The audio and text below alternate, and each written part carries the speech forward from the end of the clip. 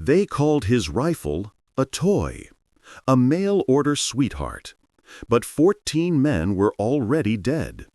Could one man with a civilian hunting rifle really stop the invisible terror decimating his company? At Point Cruz, 11 Japanese snipers were slaughtering American troops, and the only man with a chance against them held a weapon his superiors had openly mocked for weeks.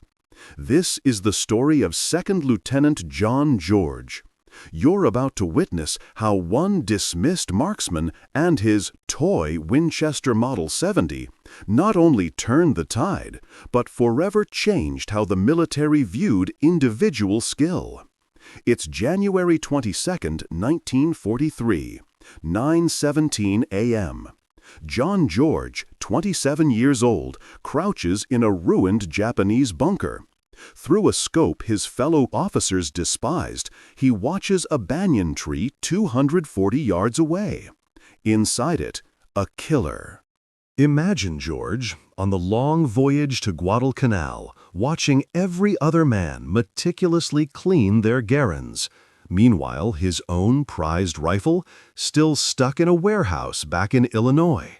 He immediately requested it be forwarded via military mail. 6 grueling weeks later, in late December of 1942, a supply sergeant finally handed him a wooden crate, clearly marked fragile. And inside, it was the rifle, the one he'd spent 2 years of National Guard pay saving up for. This rifle weighed 9 pounds, with its scope adding another 12 ounces. Now, compare that to the standard Garand issued to every other man in his battalion. 9.5 pounds, but with no magnification. George's weapon was a bolt-action, 5-round rifle. The Garand, a semi-automatic, 8-round beast. Captain Morris, unimpressed, immediately ordered him to leave that sporting rifle in his tent and carry a real weapon. But George, he carried it anyway. By late December 1942, the 132nd Infantry had just relieved the battle-weary Marines on Guadalcanal. The Marines had been fighting relentlessly since August. They'd secured Henderson Field, they'd held it, but there were 2 critical objectives they hadn't achieved: taking Mount Austin and clearing the Japanese from the dense coastal groves west of the Matanikau River. Mount Austin loomed 1,514 feet tall. The Japanese called it the Gifu, a fortress defended by 500 men dug into 47 formidable bunkers. George's battalion launched their attack on December 17th. For 16 brutal days, they fought. They suffered 34 men killed and 279 wounded before they finally seized the western slope on January 2nd. And through all that, George had fired his Winchester exactly 0 times in actual combat. But the jungle around Point Cruz was a completely different beast. Here, there were no bunkers, no fixed positions, just Japanese soldiers who had retreated west from Henderson Field now dug into the massive, ancient trees. And some of these soldiers were snipers. They wielded scoped Arisaka Type 98s. They knew this jungle intimately, and they knew precisely how to wait. On January 19th, a sniper's bullet found Corporal Davis as he simply filled canteens at a creek. The very next day, January 20th, another sniper took out 2 men from L Company during a routine patrol. Then, on January 21st, 3 more men fell. One was shot clean through the neck from a tree that the patrol had actually walked past twice. That night, the battalion commander summoned George. The grim reality was stark. Japanese snipers were now killing his men faster than even malaria. He desperately needed someone who could really shoot. And he wanted to know, point blank, if that mail-order rifle of George's could actually hit anything. George laid out his credentials. He'd won the Illinois State Championship at 1,000 yards back in 1939. At just 23, he was the youngest winner in the state's history. He could hold 6-inch groups at 600 yards with iron sights. And with that Lyman Alaskan scope, 5 rounds inside 4 inches at 300 yards. The commander's response was clear. He had until morning to prove it. So, how did George's civilian target rifle fare against Japanese snipers, experts in jungle warfare? Let's get back to George. He spent that night meticulously going over his rifle. His Winchester, which had been coated in Cosmoline for the long ocean journey, got another thorough cleaning. He double-checked the scope mounts, then carefully loaded 5 rounds of 30-06 military ball ammunition, the very same cartridge used by the Garand.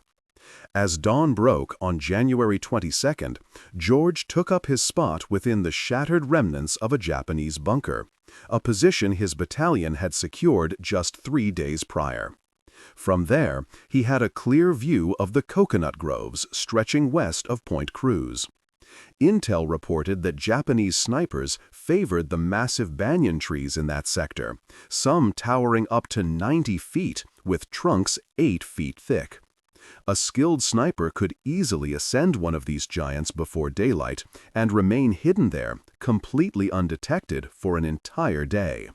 He was alone. No spotter, no radio man, just his rifle, a canteen, and 60 rounds of ammunition loaded into stripper clips. Settling into the bunker, he began to scan the trees through his scope. The Lyman Alaskan offered 2.5 power magnification. Not a lot, but just enough to pick up subtle movements in the foliage that the unaided eye would surely miss. The jungle was a symphony of sound: birds, insects, the far-off rumble of artillery. George had trained himself to tune out the cacophony and lock onto any hint of motion.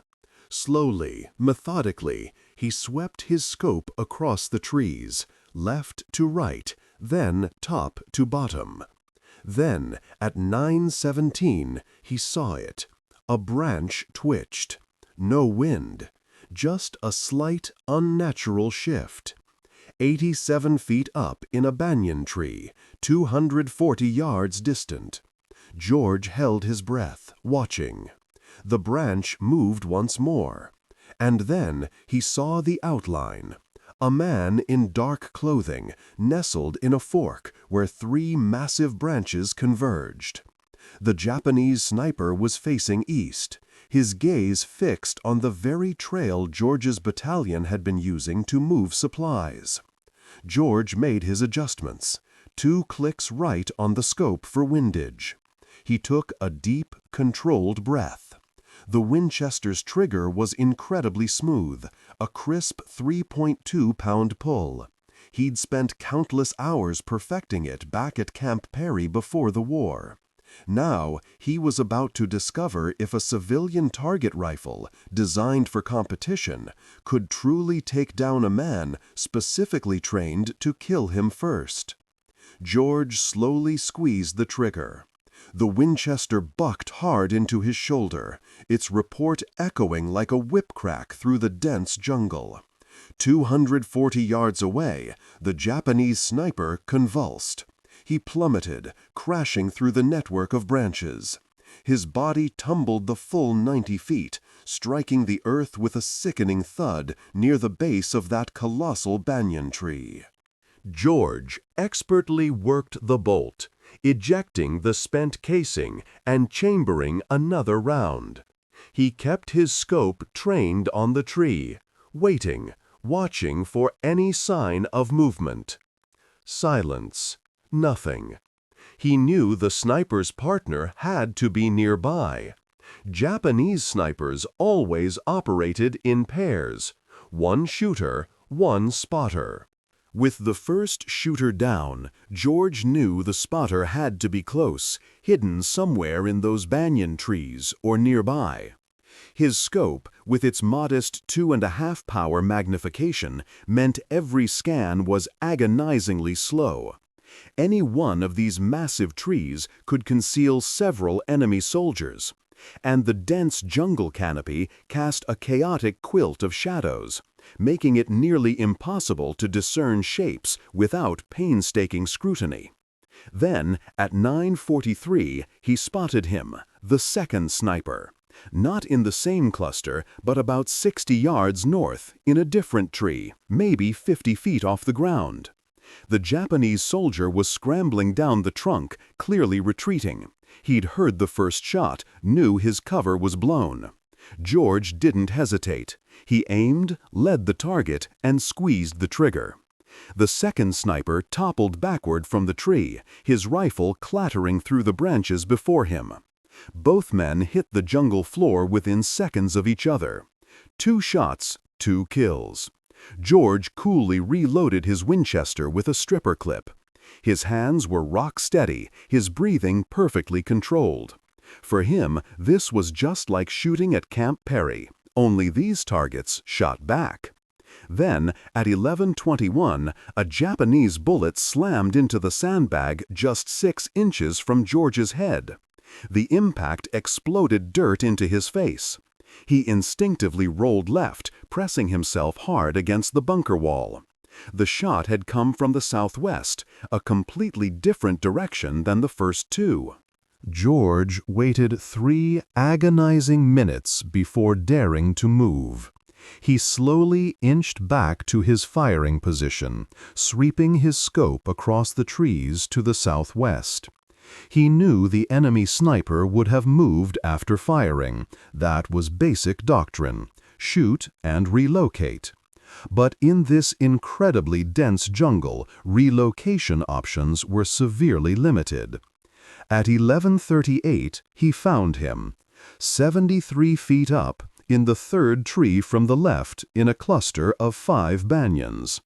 The Japanese sniper had repositioned to a different branch, but crucially, he'd stayed in the same tree. A fatal error. George centered his crosshairs on the dark silhouette and fired.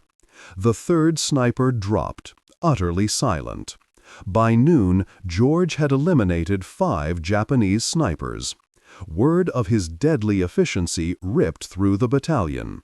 The very men who had once scoffed at his mail-order rifle now approached, asking if they could just watch him work. George flatly refused. Spectators drew attention, and attention, out here, drew fire. After that 5th kill, the Japanese snipers changed tactics. They stopped moving during daylight hours. George spent the entire afternoon sweeping the trees, but saw absolutely nothing. At 1600 hours, he returned to battalion headquarters. Captain Morris was waiting. All traces of mockery were gone from his voice now. He simply wanted George back in position at dawn. January 23rd dawned with a torrential, tropical downpour. So heavy it turned the jungle floor into a slick, unforgiving mud pit, and swallowed the trees beyond 100 yards in a thick, watery curtain. George hunkered down in his bunker, patiently waiting for the weather to break. At 8:15 a.m., the rain finally ceased. By 8:45 a.m., enough visibility had returned for him to get back to work. George spotted the first sniper of the day at 9:12 a.m. This Japanese soldier had shrewdly used the cover of the rain to climb into position, the drumming water masking any sound of his movement. He'd chosen a tree 290 yards out, a significantly longer range than yesterday's targets. Smart. They were clearly learning George's capabilities. George adjusted for the increased distance and fired. The sniper fell. But this 6th kill brought a response George hadn't anticipated. At 9:57 a.m., Japanese mortars began raining down around his bunker. They had triangulated his position, likely from his muzzle flash or the sound of his shot. The first rounds landed 40 yards short. The second salvo, 20 yards short. He knew the third would be right on target. George grabbed his rifle and bolted. He sprinted north along the tree line, diving headfirst into a shell crater just as the third salvo struck. The bunker he'd occupied moments before vanished in a fiery explosion and a storm of debris. He quickly relocated to a new position, a fallen tree 120 yards north of the now destroyed bunker. It offered solid cover and a clear line of sight to the groves. George settled in, resuming his watch. That afternoon, the Japanese sent even more snipers. They knew George was hunting them, and now they were hunting him back. The dynamic had shifted dramatically. This wasn't target practice anymore. This was a duel. At 2:23 p.m., George took down his 7th sniper. At 3:41 p.m., he killed his 8th. This one had climbed incredibly high, 94 feet up a banyan tree. Excellent concealment, yes, but the extreme height created a distinct silhouette against the sky when the sun's angle changed. At 5 p.m., Captain Morris sent a runner to call George back. He'd been in position for 9 grueling hours. Morris wanted a debrief. George reported 8 confirmed kills over 2 days. Morris immediately assigned him to continue sniper operations, starting at dawn on January 24th. That night, George meticulously cleaned his Winchester, his mind running through the grim mathematics. 11 Japanese snipers had been operating in the Point Cruz groves. 8 were now dead, leaving 3 remaining. Those 3, he knew, would be the best, the ones who had survived the longest. And now they knew exactly what George looked like and precisely what rifle he carried.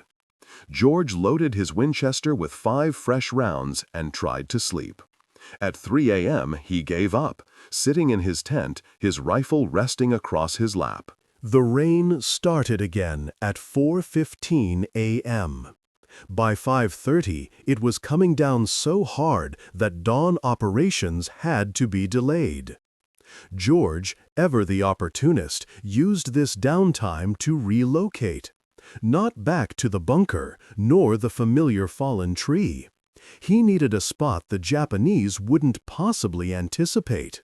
He chose a cluster of large rocks about 70 yards south of his last position, a place the Marines had actually used as a machine gun nest back in December.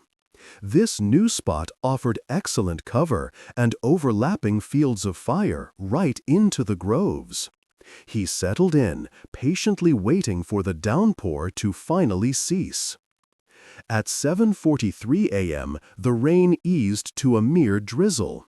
Visibility began to improve.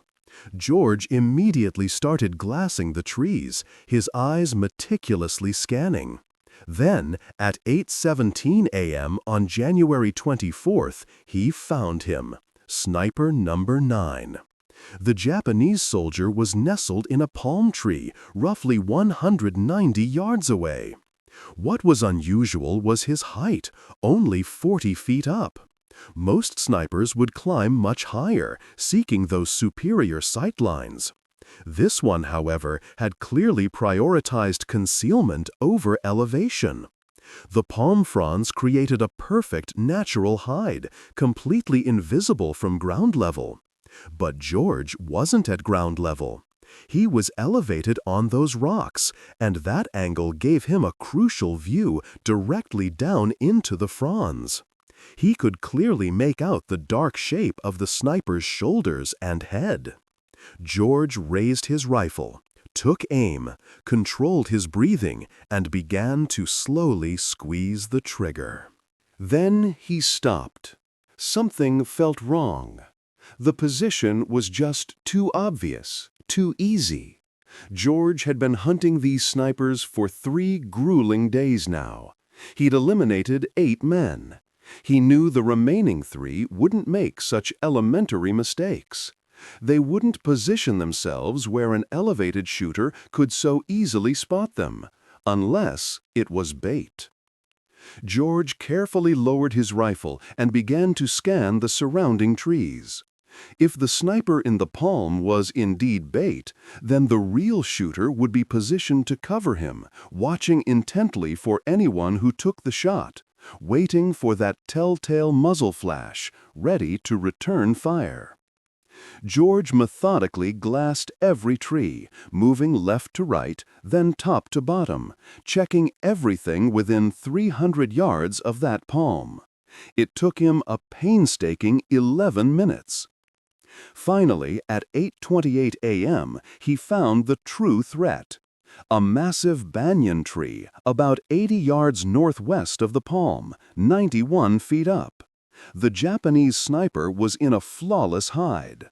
Branches and thick vines concealed him from 3 sides, yet he had a perfectly clear line of sight to George's previous position at the fallen tree. He was waiting for George to either reappear there or to fire at the decoy in the palm. George decided to turn their own trap against them. He aimed at the decoy sniper in the palm tree, adjusted for the wind, and fired. The decoy sniper jerked violently, then tumbled from the palm. Without a moment's hesitation, George instantly swung his rifle toward that banyan tree, 91 feet up. The real sniper would surely react to that shot. He turned, drawn by the sound. That subtle movement, that slight shift, was all George needed. The sniper was repositioning, trying to get a bead on George's location. But George was faster. Crosshairs locked onto the dark shape, he fired before the turn was complete. The sniper dropped, his rifle clattering after him. 2 shots, 2 kills, just like that. But that decisive action came at a cost. George had just given away his position to any other enemy eyes out there. No time to waste. He snatched his rifle and ammo, then sprinted. He hugged the rock line, moving east, and plunged into a drainage ditch about 40 yards away, pressing himself deep into the mud. He waited. At precisely 08:34, a torrent of Japanese machine gun fire tore through the rocks where he'd been just 6 seconds prior. Dust and stone fragments exploded. The barrage lasted 17 agonizing seconds. When silence returned, George counted a full 60 seconds before daring to move. He relocated again, this time 100 yards further east, finding refuge in a shell crater, partially filled with rainwater. George sank into the crater, the cool water reaching his chest, resting his Winchester on the rim as he resumed scanning the trees. 10 confirmed kills, just 1 left. But this wasn't just any sniper. The 11th would be the sharpest, the most cunning, the most seasoned. He'd witnessed 10 of his fellow soldiers fall over 3 brutal days. He knew George's playbook, knew his rifle, knew his general whereabouts. And out there, somewhere among those trees, he was watching, he was waiting, he was meticulously planning. George swept his scope across the dense jungle. The Lyman Alaskan offered impressive magnification, making distant shapes visible, but they remained maddeningly unidentifiable. Every dark blotch could be a harmless branch or a hidden enemy. George scrutinized each one with painstaking care. Then, at 09:47, the chilling realization hit him. He'd made a critical error. The 11th sniper wasn't in the trees at all. He was on the ground, and he was actively moving, closing in on George's position. A flicker at the very edge of George's peripheral vision, 60 yards to the south, low to the ground. A dark shape, subtly shifting through the dense undergrowth, paralleling the tree line. The Japanese sniper was using the jungle floor's natural cover, ferns, tangled vines, fallen branches, to crawl silently towards George's last known location, back at those rocks.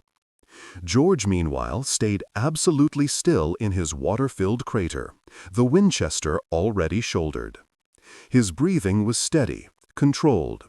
But the angle was all wrong. The crater's rim completely obscured his view of the approaching enemy. To get a clean shot, George would have to rise up. And rising up meant exposing himself. At 09:52, the Japanese sniper stopped. He was now just 40 yards from the rocks. George watched, frozen, through his scope. George, the sniper, meticulously studied the rocks, searching for any movement, any sign of his target. He waited. Patience was the ultimate sniper skill, the ability to remain utterly still, to let time pass, to wait for the perfect moment rather than forcing a bad shot. At 09:58, the Japanese sniper finally began to move. He crawled forward, putting 35 yards between himself and the rocks, then 30, then 25. He was approaching from the south side, the very same side George had used when he'd evacuated under machine gun fire. George immediately understood the tactic. The Japanese sniper had clearly watched the machine gun attack. He knew George had moved east from those rocks. Now he was systematically working along the most likely escape route, hunting George just as George had been hunting him. By 10:03, the Japanese sniper reached the rocks. He moved into the machine gun nest and took up a position facing east, towards the drainage ditch, towards the area where George should have relocated. The sniper was now just 38 yards from George's actual position in the water-filled crater, but he was facing the wrong direction. His back was completely exposed. George had a clear shot. Center mass, 38 yards. An easy shot, even without a scope.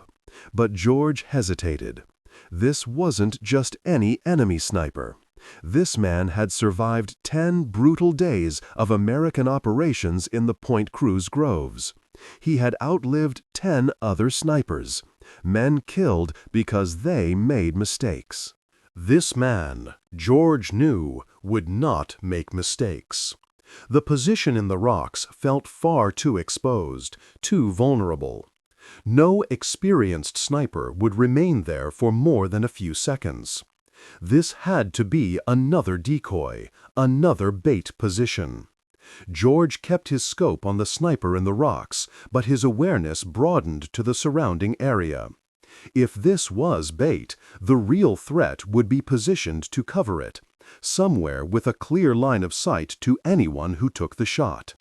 Then, at 10:06, George found it. A second Japanese soldier, 70 yards northwest of the rocks, positioned behind a fallen tree trunk. This soldier wasn't moving, wasn't repositioning. He was simply watching, waiting. His rifle was aimed directly towards the drainage ditch, precisely where George should have been hiding. 2 men, not 1. The 11th sniper had brought support. Or perhaps these were the final 2 snipers, numbers 10 and 11, now working in tandem. George made his decision instantly. He couldn't shoot both men before they reacted. His bolt-action Winchester required him to work the action between shots, and that precious moment would give them time to locate him and return fire. He needed a different approach. Slowly, deliberately, George lowered himself deeper into the water. He sank down, just his eyes and the very top of his head peeking above the water. His Winchester, held high, barrel pointed to the sky, stayed dry. And then he waited. Exactly 10:13. The Japanese soldier who'd been hunkered down in the rocks finally stood. 10 long minutes he'd watched that ditch, seen absolutely nothing. He figured George must have pushed further east. He turned, a quick signal to his partner hidden behind the fallen tree. Then both men started moving, east. Parallel, 70 yards between them. This was a sweep, a hunt, designed to either flush George out or pinpoint his location. But George?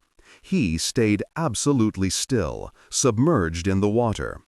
The two Japanese soldiers moved right past his hidden crater.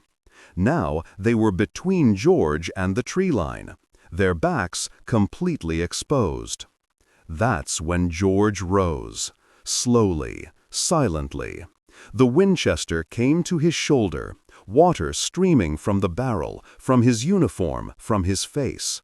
He sighted on the closer soldier, the one from the rocks, now just 42 yards away. George fired. The soldier dropped. George worked the bolt, chambered another round, and swung the rifle towards the second soldier, the one by the fallen tree. The man was just turning, rifle coming up. George fired first. The second soldier fell. 12 shots over 3 days. 12 Japanese snipers dead. George had finally cleared the Point Cruz groves, eliminating the threat that had claimed 14 American lives in just 72 hours. But as he climbed out of the crater, reaching for his spent cartridges, a sound made him freeze. Voices. Japanese voices. And they were coming from the tree line. Multiple men, heading straight for the fallen soldiers. George had taken out the snipers, yes, but it was clear now the snipers hadn't been working alone. He plunged back into the crater. The water was cold, muddy. He sank down until only his eyes broke the surface. The Winchester held vertically, barrel kept clear. The Japanese voices grew louder. At least 6 men, maybe more. They were moving directly towards the 2 dead snipers. George heard branches snapping, the distinct rattle of equipment. These weren't snipers, this was infantry. A patrol, or perhaps a recovery team sent to collect the bodies. George started counting seconds. The voices stopped right at the first body, just 42 yards from his crater. Close enough that he could hear them perfectly, even if he couldn't understand the words. Then the voices moved to the second body. More conversation, now with urgent, sharp tones. And then, at 10:28, the voices began moving again. Not back towards the tree line. This time, they were coming straight for George's crater. They had found his tracks. Boot prints, in the mud, leading straight from the rocks right to the crater. George had been so careful about staying quiet, about his movements, but he hadn't been careful about his tracks. George had 5 rounds left in his Winchester, facing at least 6 Japanese soldiers. Terrible odds for a bolt-action rifle, absolutely terrible. He quickly weighed his options. Stay hidden, pray they just passed him by, or fight. The voices, they were getting closer now. 30 yards, 25, then 20. Then, at precisely 10:31, a Japanese soldier appeared right at the crater rim. He was looking down, directly at George. Their eyes locked. George fired. From the water, the soldier tumbled backward. Still submerged, George worked the bolt, chambered another round, and rose up. 2 more soldiers were now at the rim. George fired, worked the bolt, fired again. Both dropped. 3 rounds left. Shouting. George could hear more soldiers closing in. He scrambled out of the crater, heading north, away from the approaching sounds. He ran 20 yards, then dropped behind a fallen tree. Japanese rifle fire immediately cracked through the dense jungle. Bullets tore into the ground around the crater, then around his fallen tree. They were firing at movement, at sound, not at confirmed targets. George stayed absolutely low. He quickly scanned the area through his scope. Saw movement. 2 soldiers advancing toward the crater, about 50 yards out. George aimed at the lead soldier, fired. The soldier dropped. The second doved for cover. 2 rounds left. Then more voices. Behind him, the Japanese were flanking him now. One group from the south, another from the east. George was about to be completely surrounded. He made his decision, instantly. He knew he couldn't win a sustained firefight with a bolt-action rifle against multiple soldiers armed with semi-automatic weapons. He had to break contact, push back towards American lines. George grabbed his rifle and ran, sprinting north through the thick jungle undergrowth. Vines snagged his boots, branches whipped his face. Japanese rifle fire pursued him relentlessly. Bullets snapped past, struck trees, kicked up dirt all around him. George ran hard for 90 seconds, then dove headfirst into another shell crater.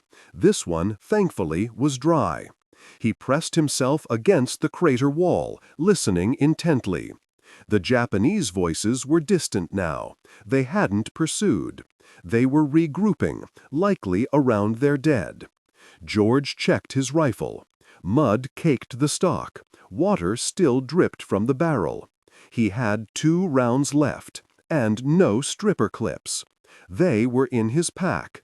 His pack was somewhere back near that water-filled crater. At 10:47 a.m., George started moving once more. No frantic running, just a low, cautious walk, hugging the ground, using every contour of the terrain for cover. His path led northeast, back towards the American lines. The jungle was eerily silent, no enemy voices, no rustling movement. Just the sound of his own ragged breathing and the faint, distant growl of artillery. By 11:13, George finally reached the American perimeter. A Marine sentry challenged him, and George, identifying himself, was quickly led through. He made his way directly to battalion headquarters, where he reported to Captain Morris. Morris, needing a full debrief, listened intently as George recounted his mission. His report was stark. 12 Japanese snipers eliminated over 4 days. 12 rounds fired, 12 confirmed hits. Following that, a brutal firefight with enemy infantry resulted in 3 additional kills, using just 5 rounds for that entire engagement. Morris then pressed him on his ammunition status. George admitted he was down to just 2 rounds. When asked about his rifle, he reported it was functional but desperately needed cleaning, mud caked in the action, water sloshing in the barrel. Captain Morris ordered George to clean his rifle and get some much-needed rest. No operations for him tomorrow. The battalion, he explained, was shifting east. The Point Cruz groves were no longer a priority. Intelligence indicated the Japanese were evacuating Guadalcanal, with a full withdrawal expected within 2 weeks. Back in his tent, George immediately field-stripped his Winchester. For 2 painstaking hours, he meticulously cleaned every single component, applying Cosmoline and gun oil, running patches through the barrel until they emerged spotless. He carefully checked the scope mounts, fine-tuned the eye relief, and then loaded 5 fresh rounds. Then, at 1400 hours, a summons came down from division headquarters. The battalion commander wanted to see George. As he walked back to headquarters, a knot formed in his stomach. He couldn't help but wonder if Captain Morris had filed a negative report, perhaps for unauthorized engagement, excessive ammunition expenditure, or operating alone without support. But instead of a reprimand, he found Morris waiting with 2 other high-ranking officers. One of them was Colonel Ferry, the regimental commander himself. Ferry had only one question for George. Could he train other men to replicate his incredible feats? George, ever practical, replied that he could certainly try, but it would demand time, specialized rifles equipped with optics, and men who were already proficient marksmen. Colonel Ferry immediately countered, explaining that the division possessed 14 Springfield rifles with scopes, top-tier sniper rifles left by the Marines, and he had 40 men in the regiment who had qualified as expert marksmen even before deployment. Ferry's vision was clear. He wanted George to establish a dedicated sniper section, train these men, develop new tactics, and systematically clear any remaining Japanese snipers from American operational areas. George accepted the monumental task, but he had one crucial condition. He wanted to keep his Winchester. Ferry swiftly approved the request. And so, George kept his trusty Winchester Model 70. So, the 14 Springfield rifles, each fitted with those precision scopes, were distributed to the men George was about to train. Training kicked off on January 27th. George gathered 40 men at a makeshift range, about 2 miles east of Henderson Field. These guys were expert marksmen, at least on paper. They'd qualified with iron sights, hitting targets up to 500 yards. But here's the crucial part. None of them had any combat experience as snipers. Not a single one had ever killed a man from a concealed position. So, George started right at the basics, mastering breathing control, perfecting the trigger squeeze, and crucially, learning to read the wind. Those Springfield rifles with their scopes were heavy, a hefty 11 pounds. That was heavier than a Garand, heavier even than George's own Winchester. The weight definitely made them stable, which was good, but it also made them incredibly tiring to hold steady for long stretches. So George drilled into them the importance of using any available support: rocks, logs, sandbags, whatever they could find. The jungle, you see, rarely offered a perfect textbook shooting position. Snipers had to be adaptable, creating stable platforms out of whatever raw materials the terrain provided. Range training pushed on for 3 intense days. George had them practice on stationary targets, from 100 all the way out to 400 yards. Then came moving targets, and finally, targets cleverly concealed by the dense jungle vegetation. By January 30th, just 3 days later, an impressive 32 of those 40 men could consistently hit man-sized targets at 300 yards, even under tough field conditions. George then organized them into 16 two-man teams, 1 shooter, 1 spotter. The spotter would carry binoculars and a Garand rifle. Their job was critical: locate targets, provide security while the shooter focused, and, here's a smart move, after each kill they could switch roles.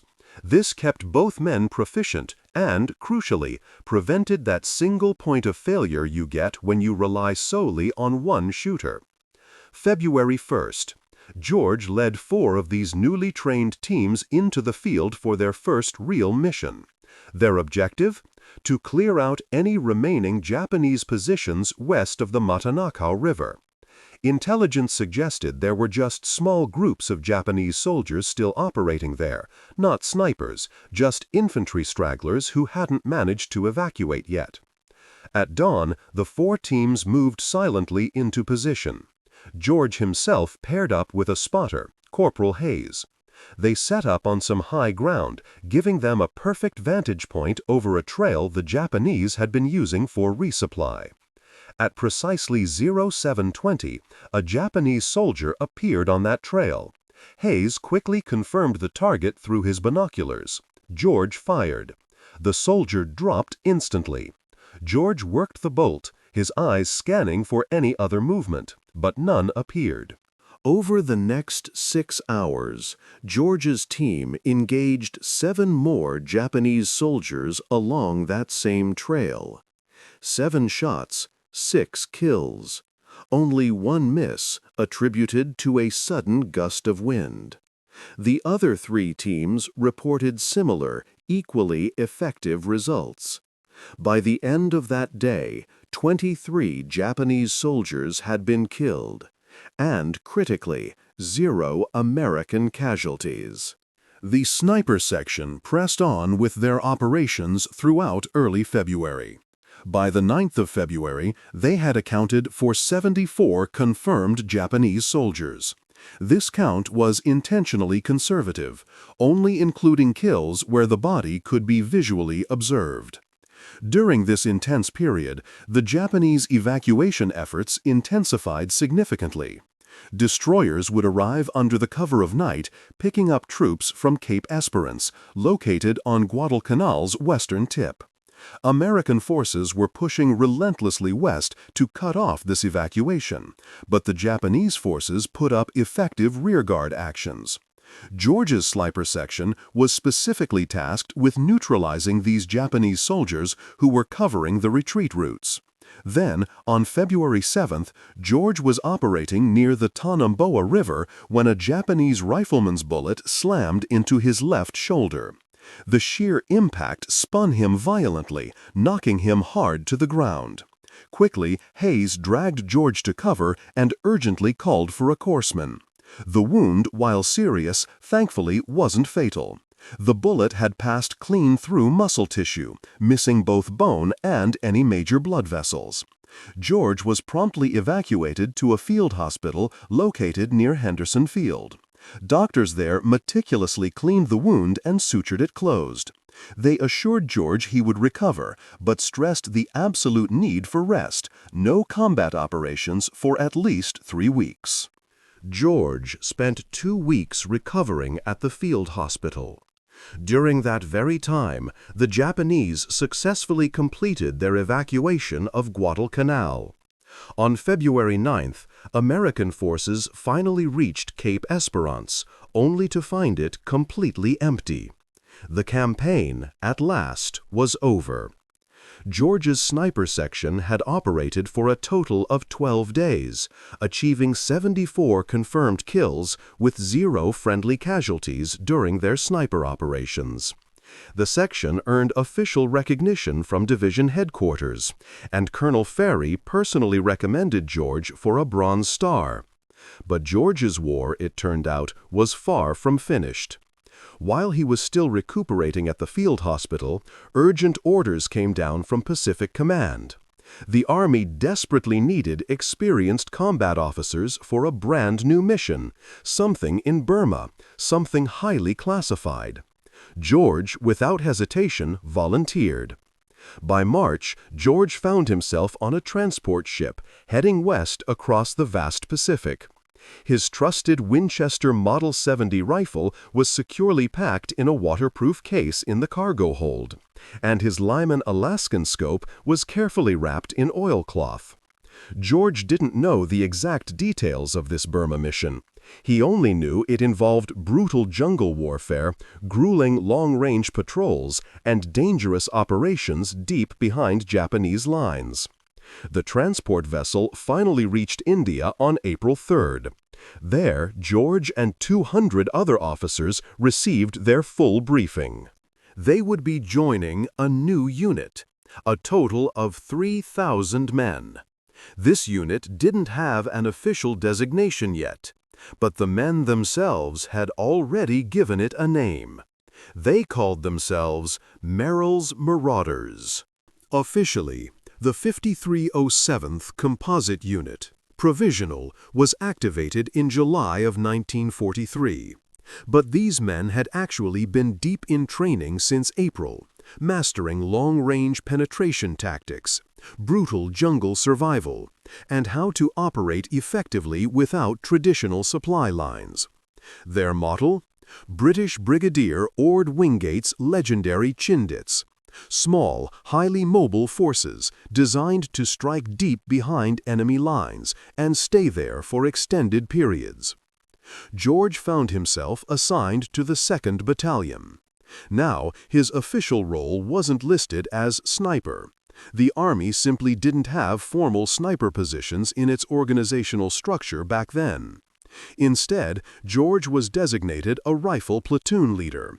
However, Colonel Ferry's glowing recommendation had followed him all the way from Guadalcanal, ensuring battalion command knew exactly what George was capable of with a rifle in his hands. Training commenced in central India. While the terrain differed from Guadalcanal, the core principles were identical: intense heat, suffocating humidity, dense, unforgiving vegetation, and severely limited visibility. Yet, everyone knew the Burma jungle would be even more brutal, with steeper terrain, heavier rainfall, and an enemy who understood every inch of that ground far better than any American force. For the Burma mission, George meticulously modified his equipment. His Winchester Model 70 had proven reliable on Guadalcanal, but those were shorter operations with consistent resupply. Burma, however, meant patrols stretching for weeks, covering hundreds of miles through relentless jungle. Here, every single ounce of weight was critical. So, George swapped out the heavy Lyman Alaskan scope for a much lighter Weaver 330. It offered the same 2.5-power magnification, but shaved off 8 ounces.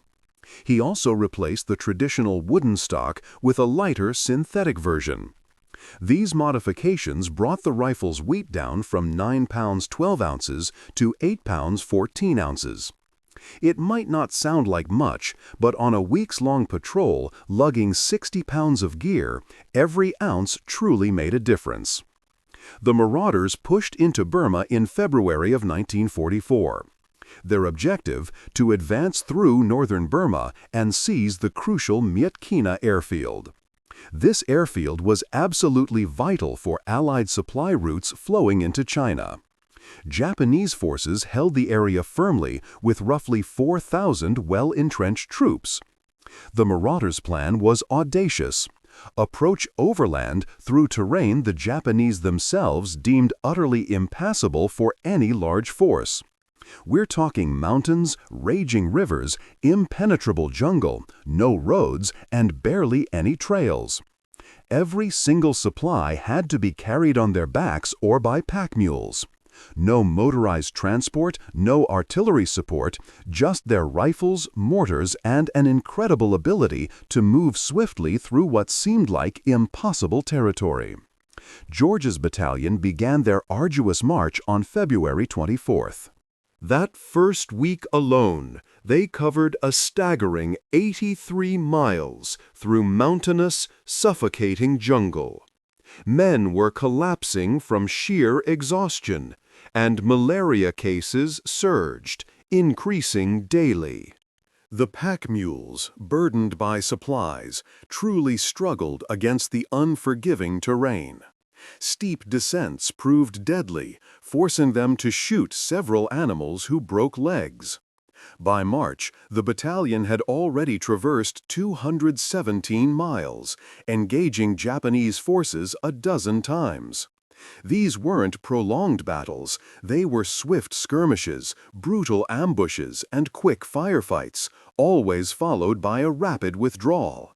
The Marauders' mission wasn't to hold territory, but to move relentlessly, to harass the enemy, to sever their supply lines, and to sow chaos deep behind Japanese positions. During this grueling march, George fired his Winchester only 3 times. Each shot was precise, one at 412 yards, taking down a Japanese officer directing troops at a river crossing. Another at 380 yards, silencing a machine gun position. And a third at 290 yards, neutralizing a sniper who had pinned down a Marauder patrol. 3 shots, 3 kills. George's rule was simple: never more than 1 shot per engagement. The Winchester's distinct report, a deep thud compared to the Garand's sharp crack, acted as an announcement. A second shot would give the Japanese too much time to pinpoint his location, so George learned to shoot and immediately relocate. The arduous march to Myetkina stretched on for 3 brutal months. By late May, the Marauders had covered an astonishing 700 miles. Their ranks were decimated, not primarily by combat, but by disease, malaria, dysentery, typhus, claiming far more lives. The unit that had entered Burma with 3,000 men was now so ravaged, its numbers dwindling, that fewer than 3,000 remained, many of whom were defective, unfit for active duty. Despite the staggering losses, on May 17th, the Marauders achieved their objective, capturing the Mait Kina airfield. The operation was technically a success, but the human cost was devastating.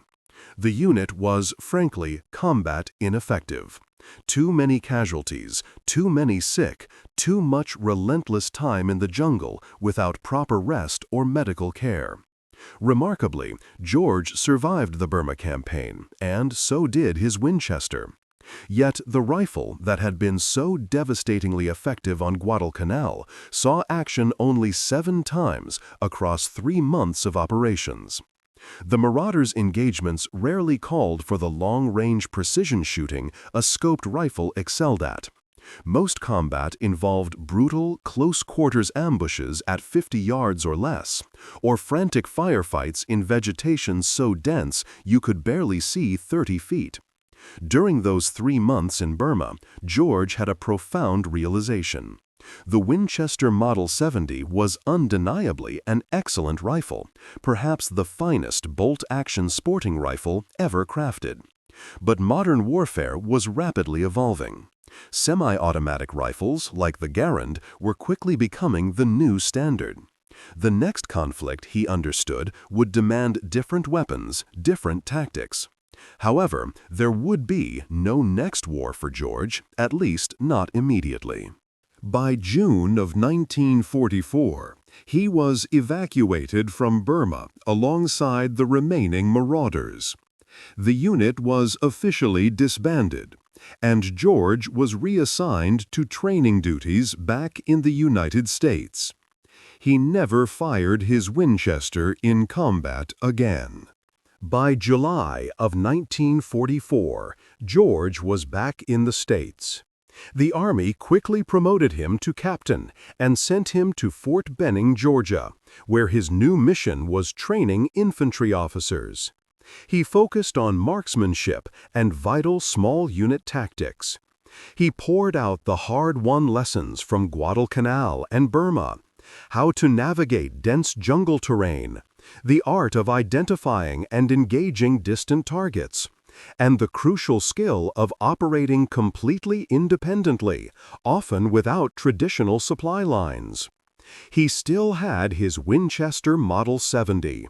This rifle had quite a journey, having traveled from Illinois to Tennessee, then to Guadalcanal, India, Burma, and finally to Georgia. It was a silent witness to at least 14 confirmed enemy kills, likely more, though George himself had stopped keeping count after Burma. The Winchester now rested, tucked away in a footlocker in his Fort Benning quarters.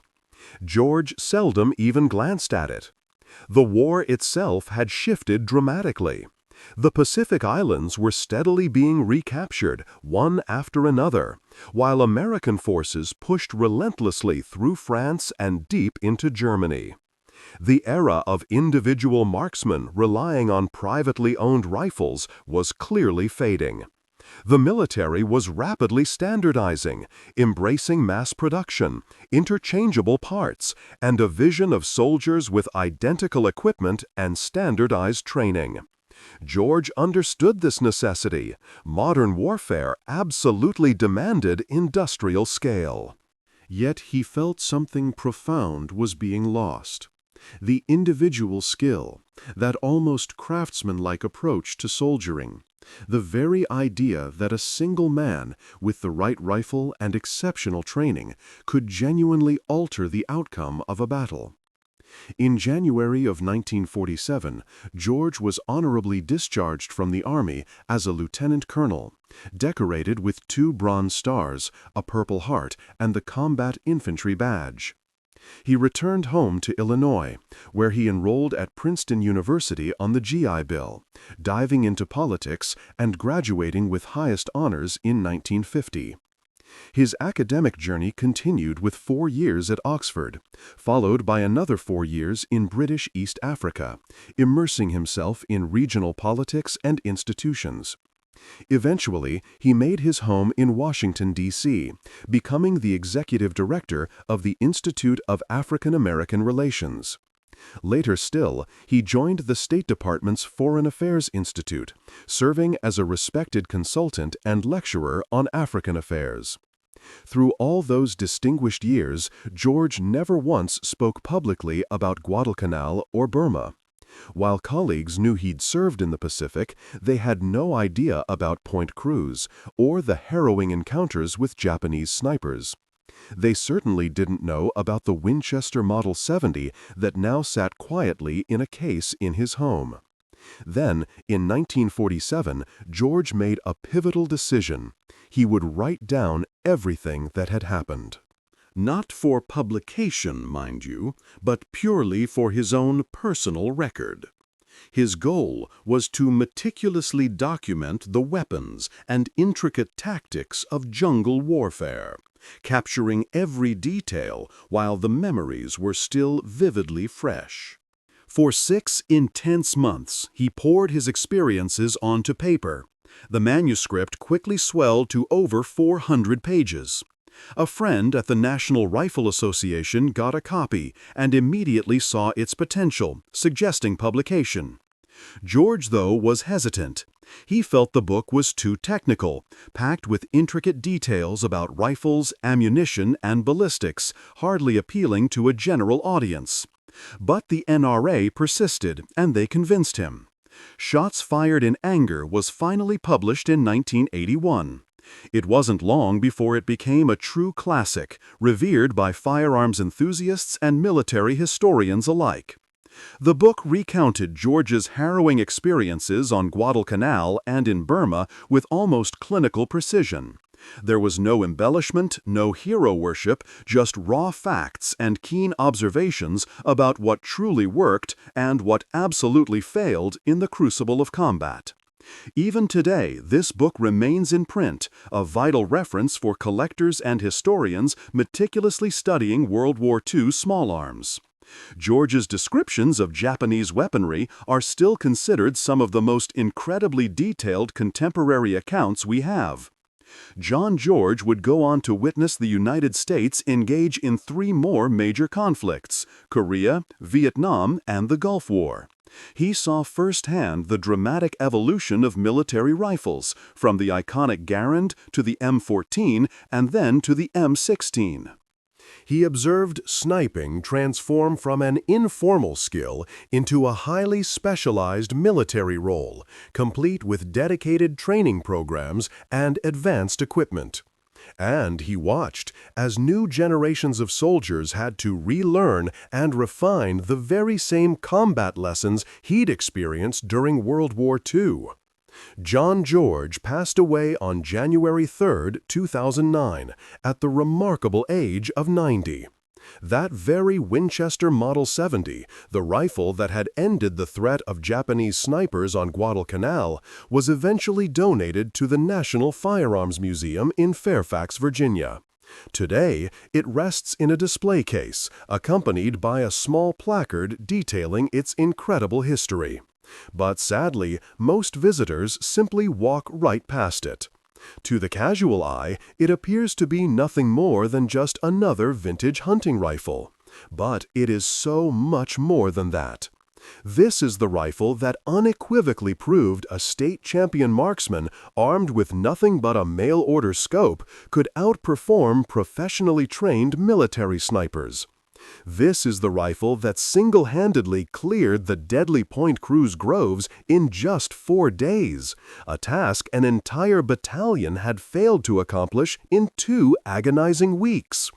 This is the rifle that fundamentally altered how the American military perceived and valued individual marksmanship in the context of modern warfare. If John George's story resonated with you as deeply as it did with us, then you'll appreciate what we do here. We are dedicated to rescuing these forgotten narratives from dusty archives every single day. These are stories about remarkable riflemen who proved their worth with unparalleled skill and unwavering courage. Real people, real heroism.